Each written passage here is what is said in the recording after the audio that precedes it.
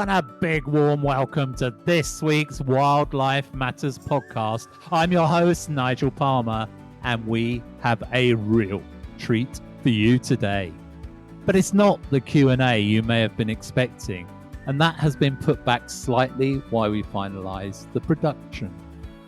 Today, we are offering a unique opportunity, a live wildlife watching experience, and the best part, the mammal we're observing is a rare sight in most of the UK. This was our first attempt at live recording a wildlife event, and much of the audio remains from that clear, chill, breezy, moonlit winter night between Christmas and New Year.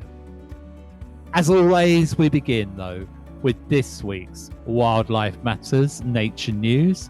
And for once, I'm pleased to say we have some good news to share with you.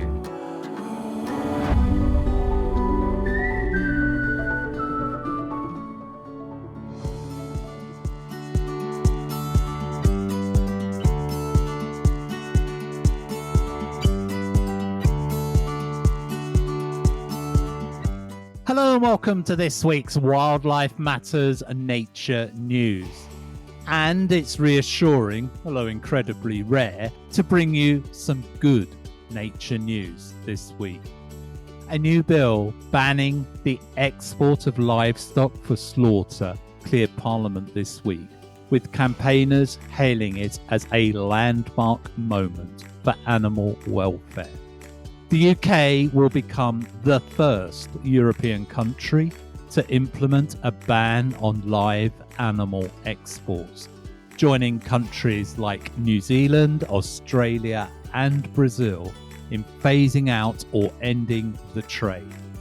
The Animal Welfare Livestock Exports Bill has successfully passed its final stages in Parliament, fulfilling the government's long-standing pledge to halt the export of animals for slaughter and fattening overseas.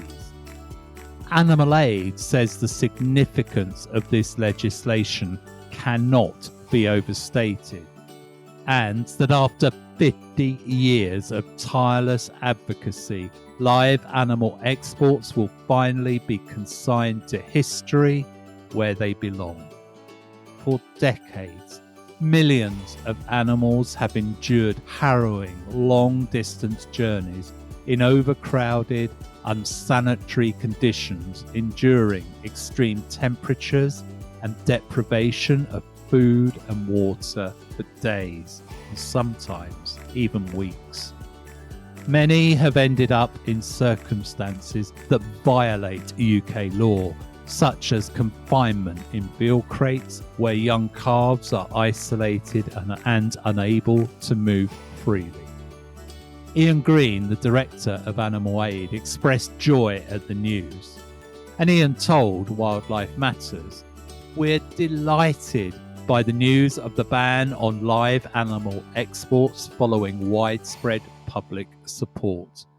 We're hopeful that this bill will be enshrined into law quickly ahead of the general election to prevent millions of animals suffering."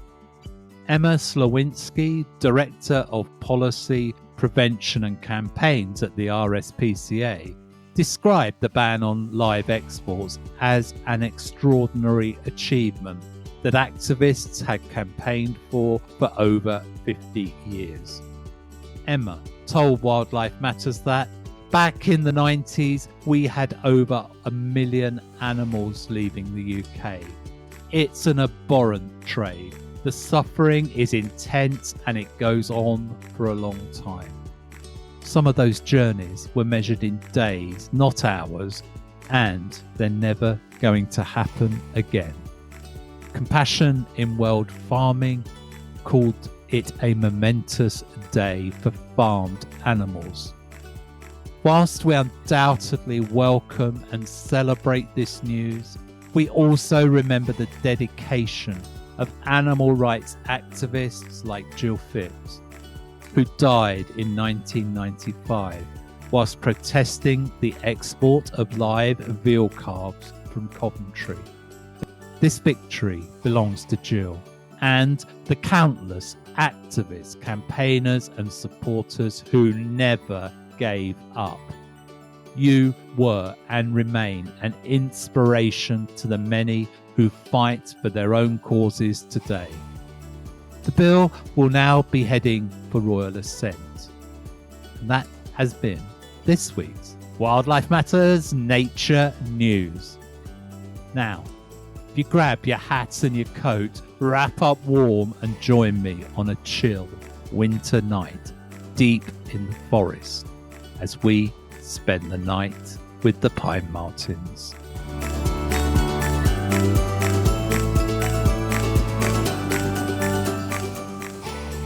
It is a dark winter evening, and a chilly breeze is gusting through the trees as I wait at an agreed rendezvous point in the Galloway Forest. The forest is renowned for its dark skies, which allow for a clear view of the night sky, which is alive with stars. Tonight is a bright, moonlit night, but I'm not here for stargazing. I hope to see a native and scarce wild animal that once faced extinction. The pine marten was once the second most common carnivore in the whole of the UK and is now critically endangered and tragically the second rarest carnivore in the UK. The pine marten suffered from a loss of habitat, persecution from the fur industry, and predator control directly associated with game shooting in the late 1800s. These factors devastated pine marten populations in England, Wales, and most of Scotland. This led to pine martens surviving in small numbers in just a few scattered pockets, mainly in the northwest of Scotland, where they were highly vulnerable to disappearing altogether. After a UK-wide protection for pine martens was afforded by the Wildlife and Countryside Act of 1981, their population has slowly begun and continues to recover. Tonight, I am with people who volunteer their time to support the population of pine martens that now call the Galloway Forest their home. Pine martens are a dark, reddish brown with a distinctive creamy yellow bib and a flash of creamy yellow on the tips of their ears. They are slender with pointed faces and long, bushy tails, which give them excellent balance whilst they scamper around in the trees. They are similar in size to a small domestic cat, with an adult typically being around 50 to 75 centimetres or 20 to 28 inches long. The males are larger than females and can weigh up to around 2 kilograms, whilst the female will be approximately half of that at around 1 kilogram. Pine martens are part of the mustelid family, which includes stoats, weasels, otters, and of course badgers. All mustelids have sharp teeth and claws, which make them very effective hunters.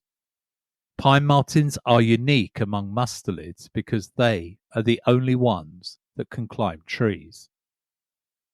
They have semi-retractable claws that allow them to climb trees with ease and agility. Pine martens prefer to live alone and are very territorial. Depending on food availability, an adult male requires a territory of somewhere around 5 square kilometres to over 20 square kilometres. And they're mostly active at dusk and dawn and prefer to live in well-wooded areas with lots of shrub cover. Their dens are in tree hollows, and females use old squirrel drays or corvid nests. They will also use purpose-built den boxes. Although rare, they have been found outside of woodlands in habitats such as rocky hillsides and scrubland. Pine martens have a varied seasonal diet and are omnivores. They eat small mammals such as voles, rabbits, and squirrels. This is my first time recording audio in the field for the Wildlife Matters podcast. We went to a hide in the woods to observe the pine martens. After setting up our equipment and creating feeding stations, we settled down for the night. My companions had over 30 years of combined experience watching pine martens in this area, and they were busy setting up low-level background lights while I was setting up my camera and tripod. After about an hour, we heard a rustling noise in the trees. My companions held a finger to their lips, signalling me to be quiet.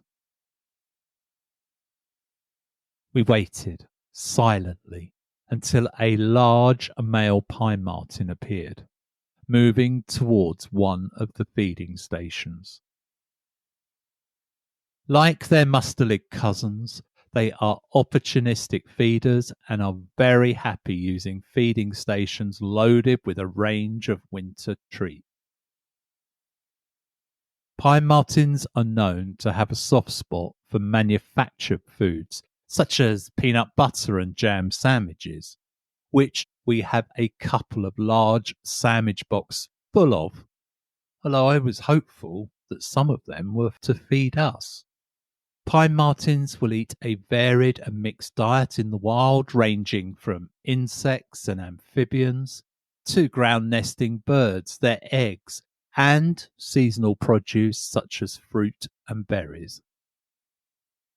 Slowly, the pine marten left the cover of the scrub and made his way to the feeder. He quickly took a square of a jam sandwich and darted back to the scrub. He was gone. I hadn't taken a picture or had time to switch the video on even. I felt a bit deflated, but my feelings were soon snapped back to attention as he returned, almost as quickly as he had left, and begun to take some apple pieces and nuts from the feeder. This time, things went to plan. Relief. I was told that pine martens will cache their food, especially during the colder winter nights. This stunning adult male was taking what he could, whilst he could, and then quickly storing it to ensure that he would have food for the coming days. Several visits later, he ate some apple pieces before squatting to lick the peanut butter smeared across the log where the feeder bowl had been placed. This was my first sighting of a wild pine marten, and watching it feed was an incredible experience. Things went quiet again after he left. Yes, a fox had smelt the food on offer, but had stayed a shadowy figure in the dark forest, just his eye reflection belying his stealth, before deciding not to venture out to enjoy the meal. Maybe he'd already found a good meal earlier that evening. The silvery moonlight allowed me to see my companions' faces without artificial light. The wind was gusting with a chill blast as the moon made its nightly sojourn across the sky.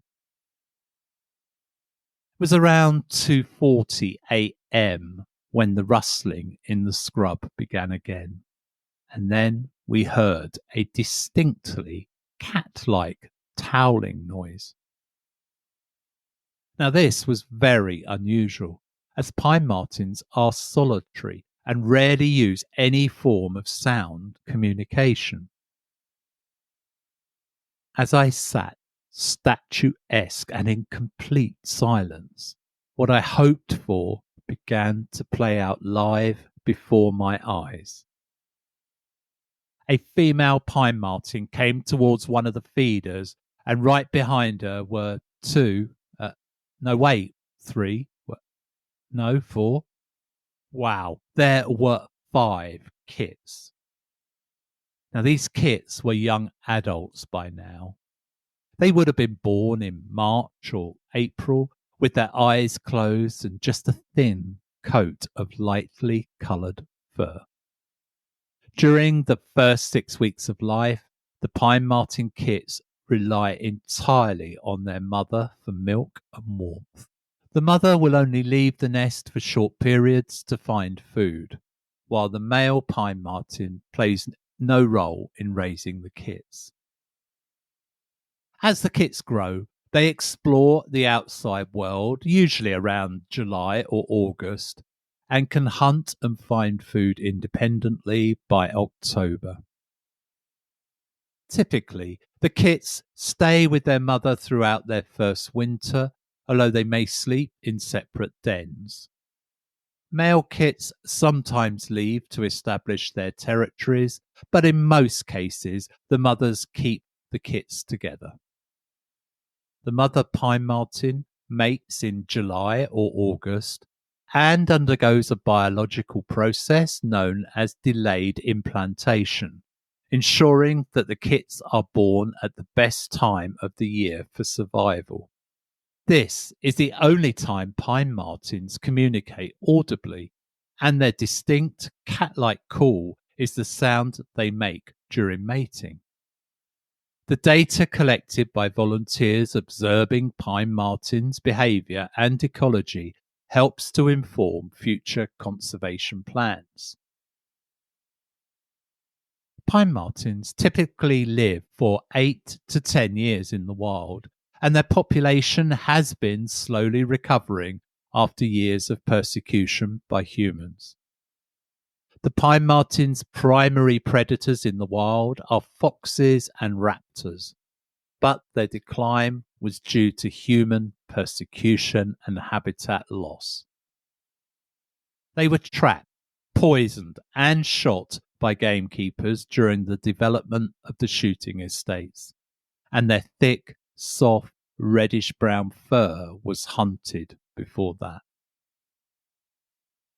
Finally, habitat loss due to the planting of single-species coniferous plantations has severely affected Pine Marten populations. You see, they evolved in natural pine forests, broadleaf woodlands and ancient woodlands, and the protection provided by the Wildlife and Countryside Act of 1981 has been essential in preventing further habitat loss.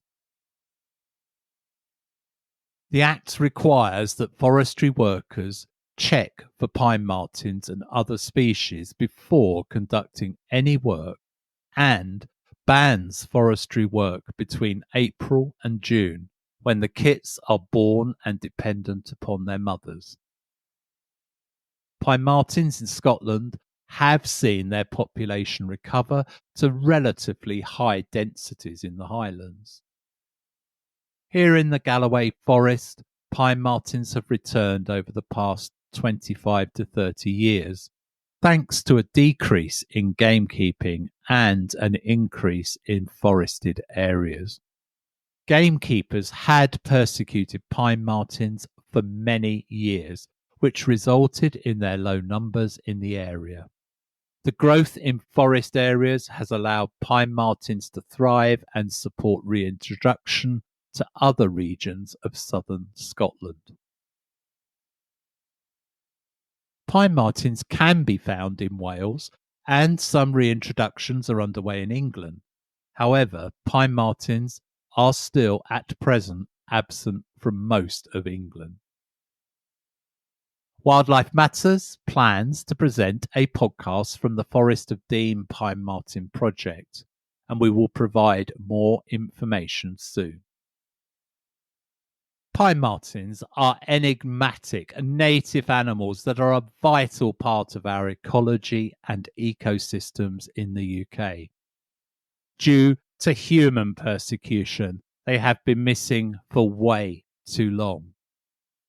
As someone from the south of England, I have never seen a wild pine marten before this trip. Seeing them in their home environment was an incredible experience, and one I hope to repeat many times, and one that I hope you can all take part in at some time soon. You see, I will never forget the memory of seeing an adult male caching his food and a female with her independent young adult kits interacting and eating food as a family. Wildlife Matters would like to thank the volunteers from the local Pine Marten group who shared their extensive knowledge and experience of pine martens in their local area and for their great company. They asked not to be credited by name, but they know who they are, and I hope they will be listening, as this experience would not have been possible without them. And that is this week's Wildlife Matters main feature.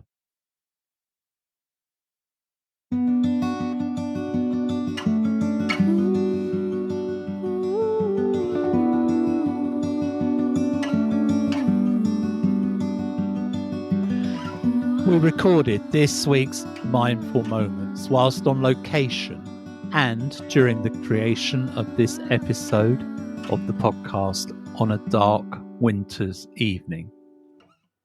Our recording is a rare sound as these animals are generally solitary and only use audible sounds to communicate during the breeding season, which is in the summer.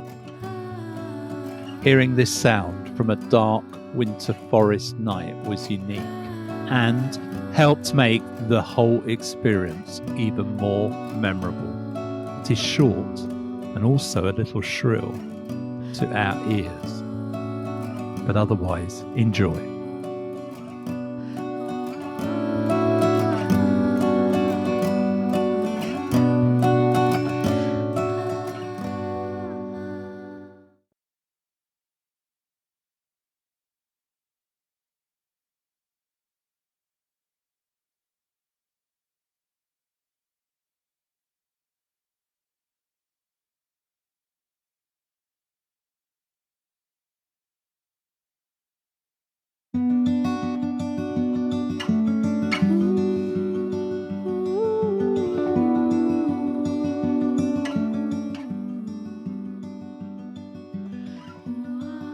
How many of you have heard the call of a wild pine marten?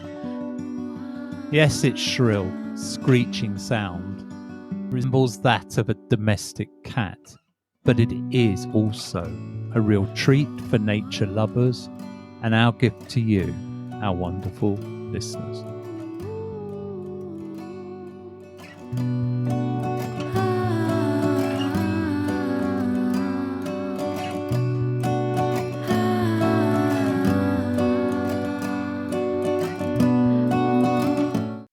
We hope you enjoyed hearing about the night we spent with pine martens and that you will like and subscribe wherever you get your podcasts. If you feel moved, please leave us a review. That helps this podcast reach more nature and wildlife folk and allows us to grow. Wildlife Matters is an independent podcast without sponsors or ads, and we would like to keep it that way. However, we can only do so with your support.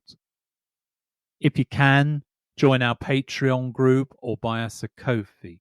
It all helps to offset the costs of producing the podcast.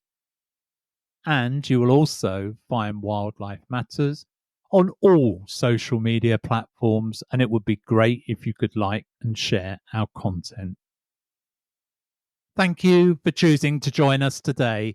We appreciate your time, and Wildlife Matters will return in 2 weeks with another exciting adventure. Until then, keep your hearts wild and keep your mind free. I'm your host, Nigel Palmer, and this is Wildlife Matters signing off.